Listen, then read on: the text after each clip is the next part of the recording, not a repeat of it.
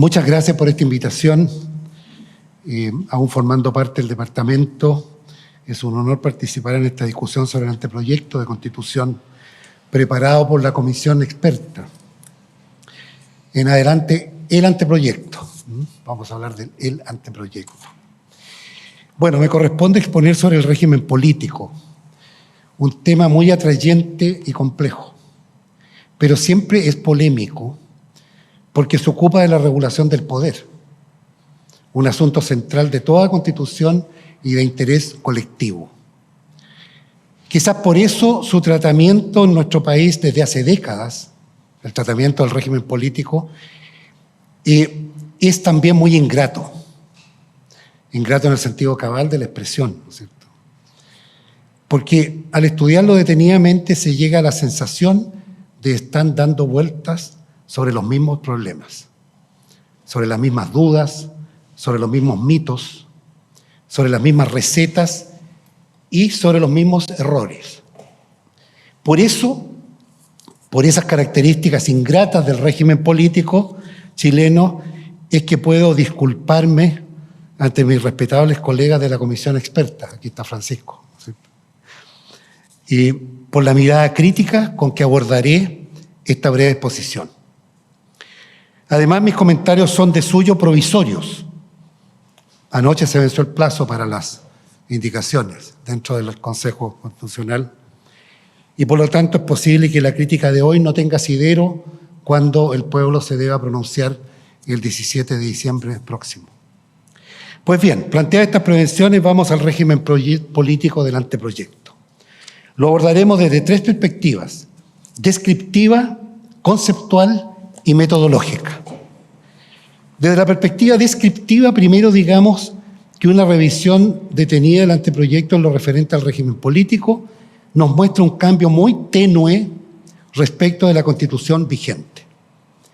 De partida, el régimen presidencial no solo se mantiene, sino que se consagra textualmente, como lo veremos en detalle un poco más adelante. Y no varían esencialmente los pesos y contrapesos existentes entre los poderes públicos, especialmente entre el gobierno y el Congreso. Algunas variaciones las veremos en su dimensión metodológica de nuestro análisis, pero gran parte, quedándonos en lo descriptivo, gran parte de la normativa del anteproyecto sobre el régimen político es similar al texto actualmente vigente. En realidad, muchas diferencias son de redacción o solo de ubicación en el texto, pero manteniendo lo esencial. Por ejemplo, las atribuciones especiales del presidente de la República, artículo 102 del proyecto y artículo 32 de la Constitución vigente, si ustedes la comparan, difieren algo en su cantidad de numerales, 19 numerales y 21 numerales respectivamente, y en su ubicación dentro del artículo, además de variar desde los numerales en la actual Constitución a letras minúsculas en el anteproyecto. La única facultad que no se repite es la número 13 de la Constitución Política de la República sobre velar por la conducta ministerial de los jueces. Esa no está en el anteproyecto. También en esta dimensión descriptiva, digamos que el anteproyecto no es solo más extenso que la Constitución vigente, 211 artículos versus 161, agregando 30 de los últimos procesos constituyentes, sino que también lo es más extenso en las normas concernidas al régimen político. Si nos restringimos solo al Congreso Nacional y al Gobierno y de Administración del Estado, el volumen normativo aumenta de 50 artículos y 165 incisos en la Constitución vigente a 68 artículos y 328 incisos o numerales en el anteproyecto. Ahora, en segundo lugar, desde perspectiva conceptual, el anteproyecto presenta una novedad porque define textualmente el régimen político consagrando constitucionalmente una noción doctrinaria. En efecto, en la primera oración del artículo 4 se lee: Chile adopta para su gobierno la República Democrática con separación de poderes y régimen presidencial. Esta exposición, como consagración constitucional, es un tanto inédita, aun cuando desde aun cuando desde el texto de 1828 el gobierno ha sido encargado al presidente de la República. También es inédita en el derecho comparado, porque en la Constitución de Estados Unidos, cuna y el ejemplo clásico del régimen presidencial, no aparece nada de esto, ninguna definición de régimen presidencial. Como tampoco aparece la expresión régimen parlamentario en la ley fundamental alemana. Dice, la República Federal Alemana es un Estado federal, democrático y social. Nada más. Ni en el régimen semipresidencial francés, tampoco. No dice en ninguna parte el régimen de Francia es semipresidencial. Dice, Francia es una república indivisible, laica, democrática y social, en el artículo 1 de la Constitución de 1958. Lo más comparable a la fórmula del anteproyecto es la definición del artículo 1, numeral 3 de la Constitución española, que dispone la forma política del Estado español es la monarquía parlamentaria. Pero sobre esta consagración textual del régimen político presidencial en la Constitución, sí resulta desconcertante el cambio de ubicación del capítulo destinado al gobierno, al presidente, por cierto, en favor del capítulo destinado al Congreso. O sea, lo insólito es que ahora se dice que el régimen es presidencial, pero se pone primero el artículo del Congreso y después el del presidente. Eso es un tanto raro, como diría el Bombo Fica, raro. Ahora, conceptualmente, hay mucho más que comentar sobre la frase en la Constitución del anteproyecto, como la redundancia, creo yo, de las nociones república democrática y separación de poderes. No existe la primera sin segunda. No hay democracia sin separación de poderes. Pero su análisis escapa al ámbito delimitado al régimen político, que es lo que me han pedido explicar. Bueno, y si de sistema político se trata, podemos pasar a la última parte de la perspectiva metodológica de esta exposición, porque debemos convenir que el régimen político es uno de los componentes del sistema político. Y cuando hablamos de sistema político, debemos detenernos en el concepto de sistema. ¿Y qué es un sistema? Es un todo compuesto por partes vinculadas armónicamente entre sí. Un ordenamiento de varias partes en un todo. Y eso vale para entidades tan disímiles como el sistema planetario o el sistema respiratorio. La definición de sistema aplica para uno y para otro. Por lo tanto, cuando hablamos de sistema político, dentro del cual está el régimen político, debemos definir cuáles son esas partes que deben interaccionar entre sí. Y debemos coincidir por lo menos en 4 fundamentales, indiscutibles. El régimen político, la forma de Estado, el sistema electoral y el sistema de partidos.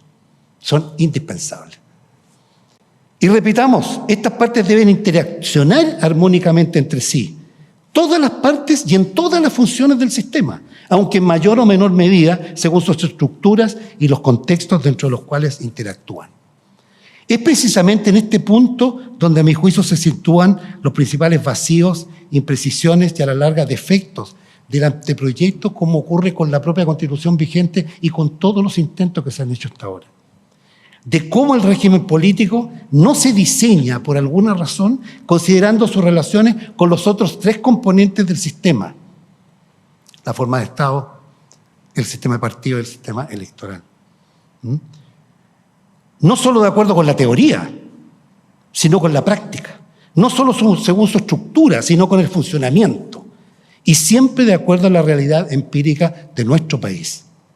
Como muestra entonces veamos 3 ejemplos de normas del régimen político del anteproyecto para tratar este tema. 2 nuevas normas y una vigente ya en la Constitución actual. Primer ejemplo, norma nueva. El artículo 58, numeral 4. Pido que en la lectura de las normas se me descuenten de la disposición, porque esto es largo. Artículo 58, número 4, dice: se trata de una norma muy extensa, por lo que nos limitaremos a lo concernido a nuestro comentario. Eso es mucho más larga de lo que voy a leer. Dice: solo los partidos políticos que alcancen al menos el 5% de los votos válidamente emitidos a nivel nacional en la elección de los miembros de la Cámara de Diputadas y Diputados respectiva, tendrá derecho a participar en la distribución de escaños de dicha Cámara. Excepción, hay una excepción, juntar al menos 8 parlamentarios en ambas cámaras por la votación propia. Se trata del denominado umbral mínimo, sobre el cual tanto se discutió, por lo menos mediáticamente, para impedir, se dijo, o mitigar la proliferación de los partidos que, acompañada del fraccionamiento de los mismos, ocasionan la inestabilidad para adoptar acuerdos y el funcionamiento democrático. En el papel todo correcto, impecable, pero hay un descuido en la adopción del modelo que se copió de Alemania. Un descuido esencial, porque en ese país, en Alemania, existe el umbral del 5%, también con la excepción de un número de candidatos elegidos por el partido, pero con un gran detalle. En la República Federal Alemana, el Bundestag está formado por la mitad de sus miembros elegidos en distritos uninominales de mayoría relativa y la otra mitad por listas de partidos cerradas y bloqueadas por Länder, o sea, por los estados federados. O sea, la mitad. ¿Qué es lo que ocurre? Que en cada elección el ciudadano tiene 2 votos. Un voto por el diputado, el candidato de su distrito, y un voto por el partido en su land, en su estado federal. Vota por una persona y vota por un partido. O sea, en cada elección ocurre eso. Y el cálculo del 5% requerido para entrar, para superar el umbral, se contabiliza solo con el voto de partido. Porque voto por los partidos, no por las personas. Como se observa entonces, el modelo original tiene completa lógica, porque el premio y el castigo lo recibe cada partido en la suma de sus votos, que recibió en cuanto a tal, no a través de una persona. Y eso tiene completo sentido. Y por parte de los ciudadanos o las ciudadanas, su preferencia es completa, porque ha votado además por personas. Vota por partido y vota por persona. En otras palabras, pueden votar por personas de un partido y la lista de otro partido. Todo en la misma elección, el mismo día. Además, quiero agregar algo, no tengo en mi exposición, pero además hay otro detallito. En Alemania hay doble candidatura. O sea, una persona puede ser candidato en un distrito difícil para el partido, para ese partido, y va en la lista de partido asegurada, en un lugar asegurado para entrar al Bundestag, porque la lista es bloqueada y cerrada.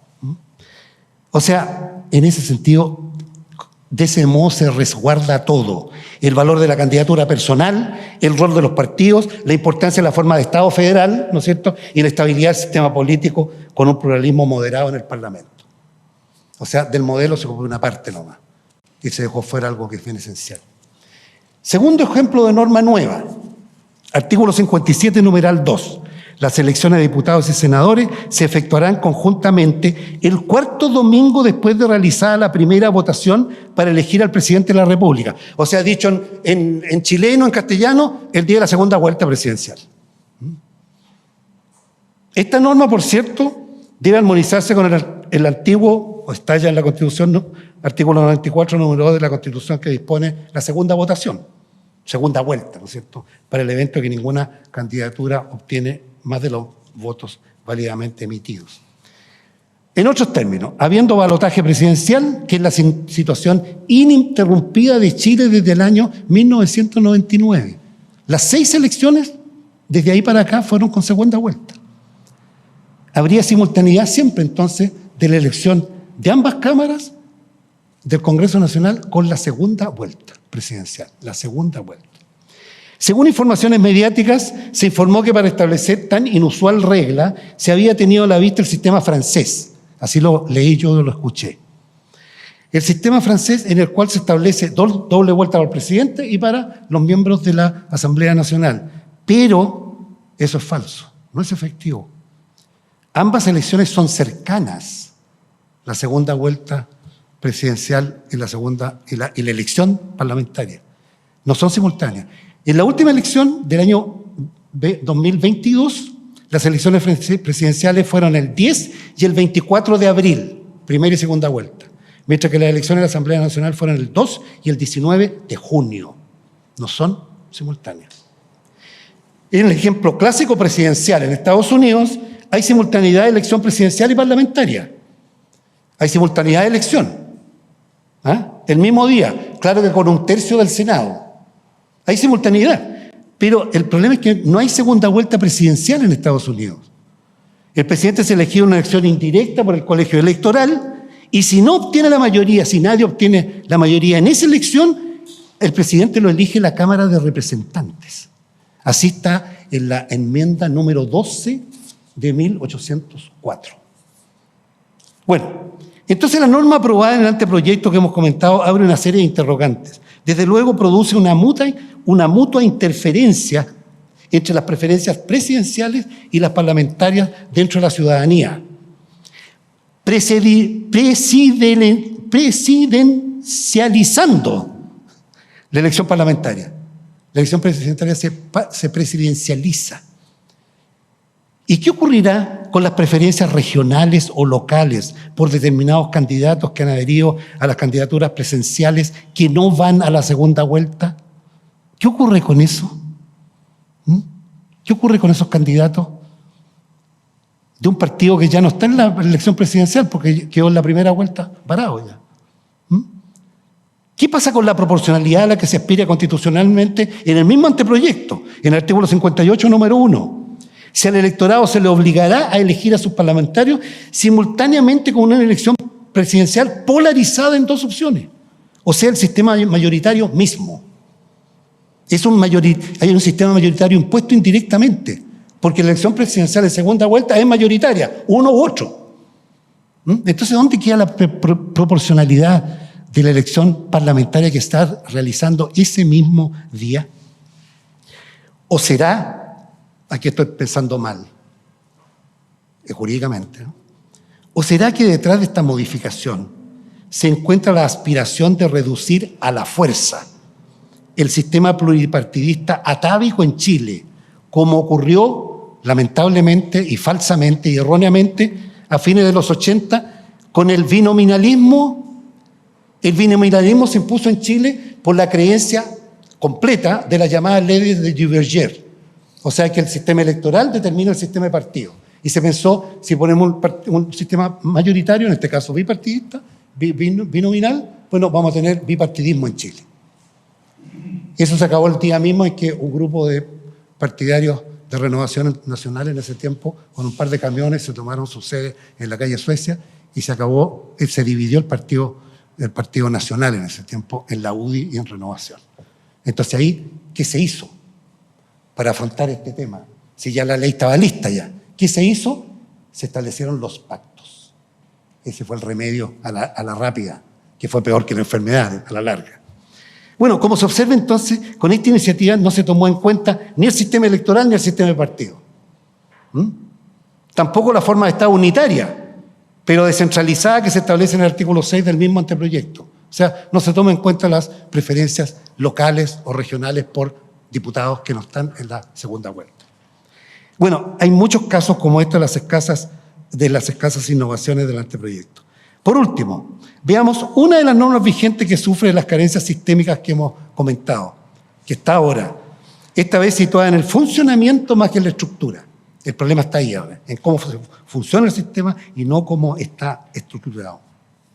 La norma aludida justamente es el numeral siguiente del que acabamos de examinar. Se trata del artículo 57, número 3, que reproduce en gran parte el artículo 51, inciso 3 del actual sistema, del actual texto vigente. Se trata de la prohibición de reelección de diputados más allá de 2 periodos y de senadores más allá de 1. Se trata de una norma adoptada en medio, voy a ser aquí muy cuidadoso, ¿no?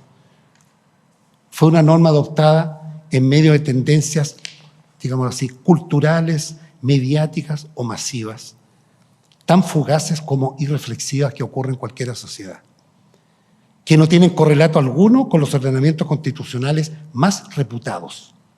Desde luego, los regímenes políticos de Estados Unidos, Alemania o Francia, que hemos tenido a la vista como modelos de lo presidencial, parlamentario o semiparlamentario, tal limitación no existe. No existe. No existe la limitación a la reelección. Y hay robustas razones funcionales para que así sea. Se trata de la necesaria idoneidad que deben exhibir los miembros de los parlamentos, que solo es posible adquirirla, cultivarla y perfeccionarla con la práctica, con el curso del tiempo en dicha tarea. En cualquier parlamento serio, el primer periodo de un parlamentario o parlamentaria sirve de aprendizaje. En segundo periodo ya permite asumir algunas tareas de mayor envergadura. Estoy hablando de esos países. Y es normalmente en un tercer periodo cuando asume responsabilidades de dirección y en los casos de regímenes parlamentarios, responsabilidades de gobierno en el gabinete. Las tradiciones de muchos parlamentos de este tipo, serios, antiguos, incluyen incluso la ubicación física de sus miembros según antigüedad.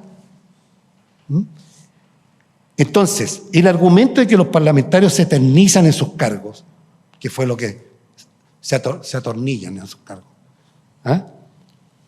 se cae solo frente a la voz y voluntad del pueblo, porque es el pueblo el que les permite seguir ahí, no ellos. Entonces, este razonamiento no tiene contraargumentos válidos, así como así lo digo con la mayor seriedad. La rotación permanente de novatos en los parlamentos, como el nuestro, no solo conspira en contra del aprovechamiento de talentos, sino además alienta el descrédito de la política y el aumento de los populismos. Cuando Max Weber hace un siglo hablaba de la política como profesión, también hablaba de la política como vocación, no lanzaba una acusación, sino todo lo contrario, advertía que venían tiempos en que la política debía tomarse muy en serio y que aquellos que tenían vocación política tenían una obligación moral de prepararse para seguirla con la mayor dedicación posible. Entonces estamos en presencia que los parlamentos en serio, hay una profesionalización de los parlamentarios, sí que son elegidos por el pueblo. Bueno, para cerrar esta exposición es casi obvio señalar que con estos ejemplos, especialmente con este último tema, he intentado exponer desde otro prisma. El régimen político de este anteproyecto es pedido por la Comisión Experta, un anteproyecto sobre el cual deberá discutir el Consejo Constitucional y luego decidir por el pueblo de Chile el próximo 17 de diciembre. Veremos qué pasa. Muchas gracias.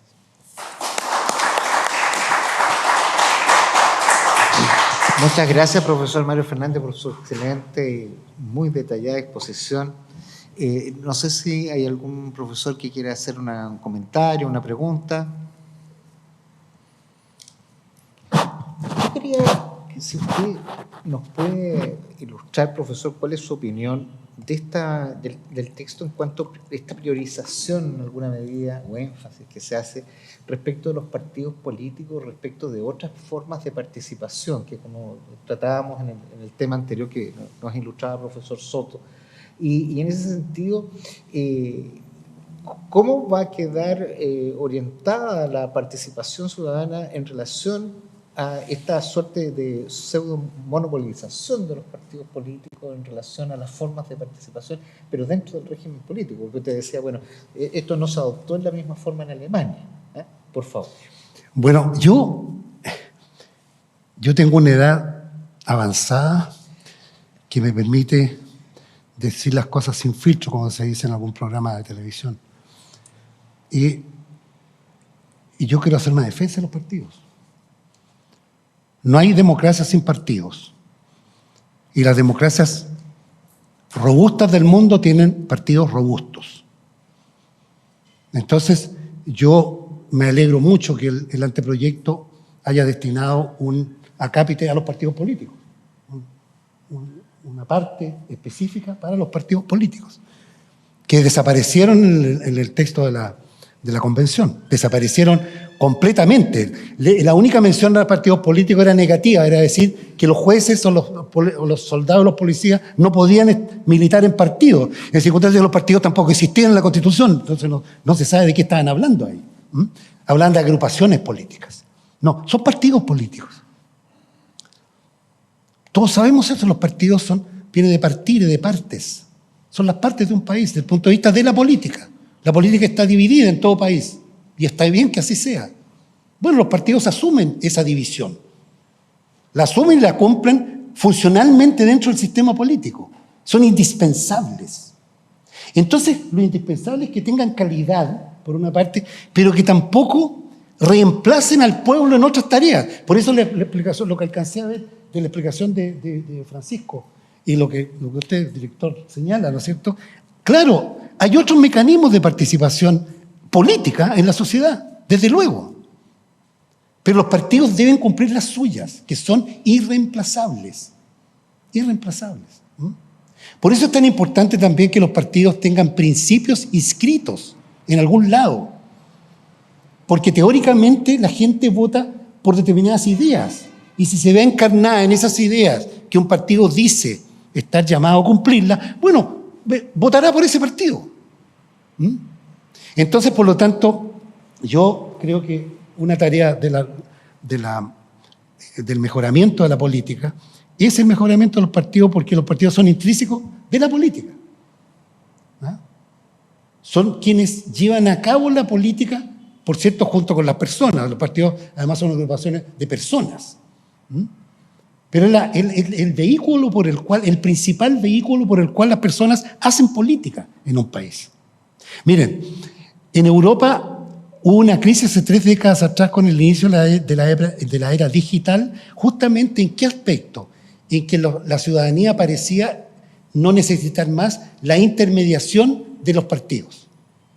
Si comunicándose por un correo electrónico con el jefe de gobierno, todo ciudadano podía decirle lo que quería, ¿para qué necesitaba los partidos? Y ese fue el primer impacto que se produjo. Pero rápidamente, ya hace 3 décadas atrás, rápidamente eso se fue volviendo a la realidad, a la nueva realidad, y se descubrió que los partidos eran tanto o más importantes que antes. Porque también la falta de intermediación, el contacto directo del ciudadano con el poder, ¿no es cierto?, trae consigo, es el mejor camino al populismo. Esto podría ser una... Muchas gracias. Profesora Ana María García, el micrófono, por favor. Claro, creo que gracias. Está muy bien organizado este seminario, porque realmente después de las palabras que escuchamos sobre representación y participación del profesor Soto, ahora oírlo de régimen político, está todo muy engarzado, porque realmente los partidos políticos, también coincido con el profesor Fernández, son insustituibles en una democracia, y creo que la regulación que se hace en este anteproyecto de los partidos me parece bastante adecuada. Y sobre todo quisiera volver sobre algo que dijo el profesor Francisco Soto respecto de los mecanismos de participación, porque evidentemente que los mecanismos de participación ciudadana es un complemento a la representación, y lo importante que él señaló es que precisamente estos mecanismos de participación ciudadana se establecen dentro del proceso de formación de la ley. Entonces, es importante tener en cuenta esa disposición que él destacó muy bien como la más importante, en el sentido que la participación tiene lugar dentro del proceso de participación de la ley, porque combina muy bien con la acción que tienen los partidos políticos y la ciudadanía con las distintas formas de participación que se consagran en este anteproyecto. Muchas gracias, profesora Ana María. ¿Algún comentario, profesor? No, muchas gracias. No. Muchas gracias, profesor Fernández. Nuevamente le damos un aplauso. Muchas gracias.